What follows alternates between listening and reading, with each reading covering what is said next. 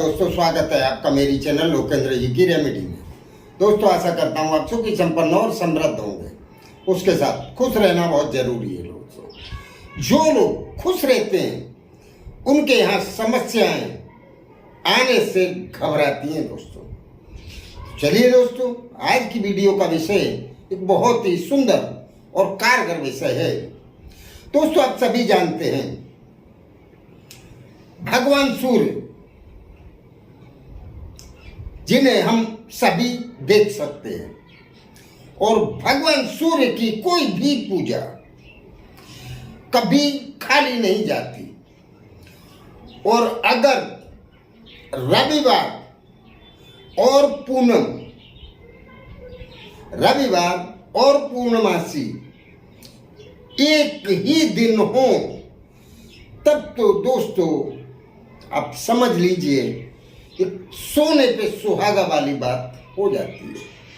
सूर्य और चंद्र दोनों का एक जबरदस्त योग बनता है। और इस दिन अगर आप ये छोटी सी क्रिया कर लेते हैं तो दोस्तों समझ लीजिए आप जब तक जिएंगे आपके पास कभी पैसे की कमी नहीं होगी। और ये क्रिया बहुत ही सिंपल है, लेकिन इसका फल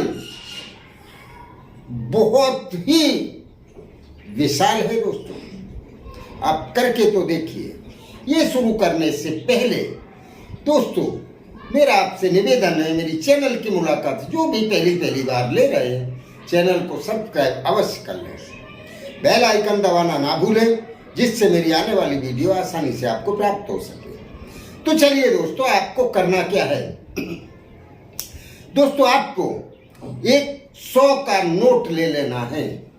क्या लेना है? 100 का नोट। 100 का नोट बहुत पुराना नहीं लेना है दोस्तों। नया नोट हो और थोड़ा कड़क नोट हो तो ज्यादा अच्छा रहेगा। आप सभी जानते हैं कि आप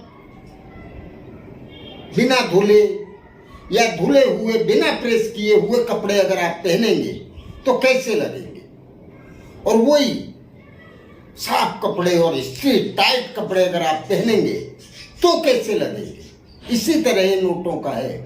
नोट जितनी नई होगी दोस्तों, कड़क, उतना ही ज्यादा फायदा होगा। तो ये ध्यान रहे, नोट नई होनी चाहिए। और आपको एक लाल कलर का धागा ले लेना है। क्या करना है? लाल कलर का धागा। अगर कोई धागा लाल कलर का आपको नहीं मिले, रेशमी भी होगा तो भी चलेगा, तो आप मौली ले सकते हैं, पर लाल कलर की। अगर मौली भी आप लेते हैं तो लाल कलर होना चाहिए। इसमें कलर का बहुत महत्व है दोस्तों। रेशमी धागा हो तो भी लाल कलर, सादा धागा कॉटन का हो तो भी कलर लाल होना चाहिए, और अगर मौली लेते हैं तो कलर लाल होना चाहिए। और आपको थोड़ा सा लाल चंदन ले आना है। लाल चंदन दोस्तों आपको किसी पूजा पे की दुकान पे ही मिलेगा, तो आपको लाल चंदन ले आना है।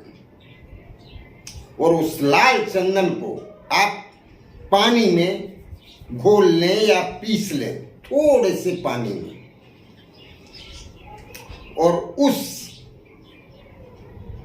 लाल चंदन के का जो आपने घोल बनाया है उसके 7 टिपके, मतलब 7 बूंद आपको उस 100 की नोट पे लगानी है। और वो लगाते समय आप किसी थाली में रखने नोट को, लाल चंदन किसी कटोरी में आप घोल बना लें, और लाल जो धागा आपने लिया है वो धागा भी आप उसी थाली में रख लें जिस थाली में आपने नोट रखा है। आप सुबह से लेके और 12 बजे तक इस क्रिया को कर सकते हैं रविवार के दिन। दोस्तों 28 मार्च 2021 पूनम भी है और रविवार भी है, दोनों योग मिल रहे हैं। आप भगवान सूर्य की तरफ ये पूजा आपको दोपहर के 12 बजे के बाद नहीं करनी, 12 बजे से पहले पहले करनी है दोस्तों। उस नोट पे आप वो लाल चंदन पे इसे अंगली उसमें डुबाएंगे और नोट के ऊपर एक बिंदी रखते जाएंगे। ऐसे आपको 7 बिंदी रखनी है और हर बिंदी के साथ आपको एक मंत्र बोलना है, ओम सूर्याय नमः। मंत्र बहुत ही सिंपल है दोस्तों, ओम सूर्याय नमः। हर बिंदी के साथ आपको ये मंत्र बोलते जाना है। 7 बिंदी रखेंगे नोट के ऊपर, नोट की किनारे पे कहीं रखनी है बिंदी, और आपको मंत्र बोलते जाना है। 7 बिंदी 7 मंत्र। इसी तरह से वो जो लाल धागा आपने लिया है उस धागे को भी थाली में चौरस कर लें, उस पे भी एक एक बिंदी लगाते जाएंगे और मंत्र बोलते जाएंगे, ओम सूर्याय नमः, ओम सूर्याय नमः। इस तरह से उस धागे में भी 7 बिंदी आपको लगा देनी है और भगवान सूर्य को आपको प्रणाम करना है और उनके पास से आपको वरदान मांगना है, हे प्रभु मेरे ऊपर कृपा करो, मेरे यहाँ माता लक्ष्मी का निरंतर आते रहना चाहिए। माता लक्ष्मी मेरे घर में हमेशा हमेशा के लिए निवास करे, ऐसा आप मुझे आशीर्वाद और वरदान प्रदान करें।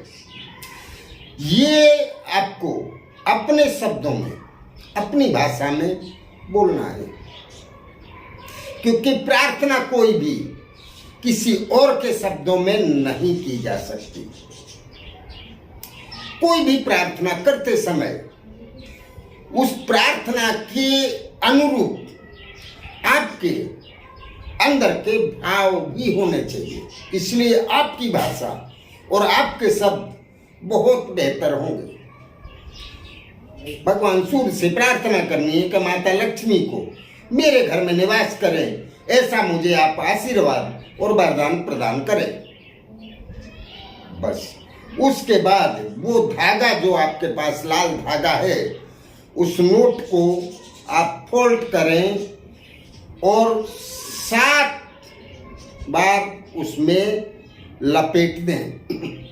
नोट से उस धागे को इस तरह 7 वो होने चाहिए। धागे के जो लाइन है वो 8 नहीं होनी चाहिए और 6 नहीं होनी चाहिए। धागा आपको इस तरह से लपेटना है कि 7 बार ही लपेटा जाए। उसके बाद अगर बच जाता है तो उसको वैसा ही रहने दीजिए, उसको तोड़ना नहीं है, काटना नहीं है। और उसी तरह उसी समय उस नोट को या उस थाली को लेके आपको अपने धन स्थान में जाना है। अगर आपका पैसा, कीमती सामान अगर तिजोरी के किसी ड्रॉअर में रहता है तो आप उस नोट को तिजोरी में रख दें, और अगर आपका धन स्थान कोई और है, सूटकेस है या कुछ भी है, तो वहां आप उस नोट को हमेशा हमेशा के लिए रख दें। दोस्तों समझ लीजिए, माता लक्ष्मी को आपके घर में आना ही पड़ेगा।